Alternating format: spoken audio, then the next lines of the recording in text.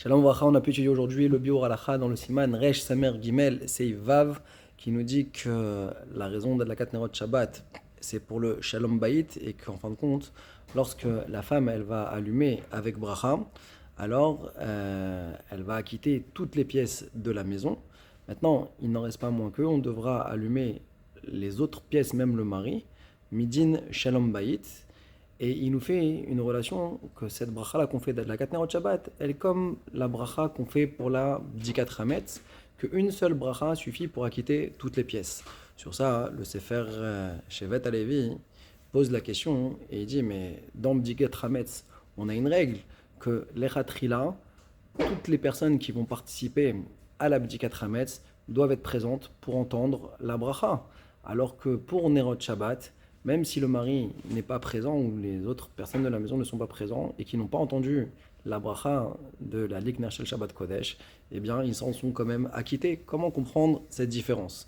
Et il dit que la femme, elle, quand elle allume, elle acquitte Yedei Chovat Hagouf, le corps même de la personne, du mari, des enfants, de tous ceux qui ont le chiyuv, elle les acquitte.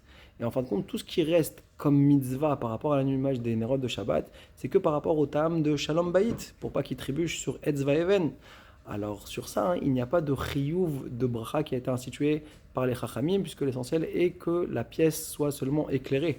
C'est pour ça que même si jamais la pièce serait déjà éclairée, il n'y a pas de mitzvah pour le mari qui participe, qui l'éteigne et qui rallume. Ça n'existe pas. Par contre, dans Bdikat Hametz, où là, chaque pièce elle a un chiyuv sur la pièce, tout le temps que on a besoin d'avoir donc la bdika, et la bracha, elle a aussi besoin d'être entendue par celui qui va réaliser la mitzvah de la bdika. Ça ne suffit pas que, par exemple, la majorité des pièces qu'on a fait, alors on a entendu la bracha et que pour le reste, il n'y a pas eu cette bracha-là qui a été écoutée. Le Chod Shabbat, lui aussi, réveille cette question-là hein, et dit qu'on a une obligation d'écouter la bracha par rapport à la Bdikat Hametz pour la totalité des pièces, et même lorsque c'est des tierces personnes qui vont venir terminer la Bdikat Hametz de la maison. Par contre, dans Nerot Shabbat, on voit qu'on n'a pas cette exigence-là. Comment comprendre la différence?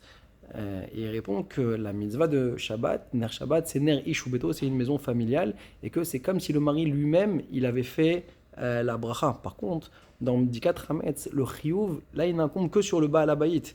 Et donc, dans ce cas-là, on ne peut pas dire que les autres qui vont venir compléter la mitzvah de Bdikat Hametz, alors ils peuvent le faire en se basant sur la bracha qui a été faite, parce qu'elle n'incluait que lui. Donc ça sera la différence. La nafkamina, c'est que si c'est dès le départ qu'il ne veut pas vérifier la totalité de la maison de Bdikat Hametz, alors il devra faire écouter les autres, sinon ce serait une bdika sans bracha. Et le biur halacha qui a rassemblé les deux dinim, c'était juste pour dire qu'une bracha peut acquitter plusieurs pièces, Razak Baruch.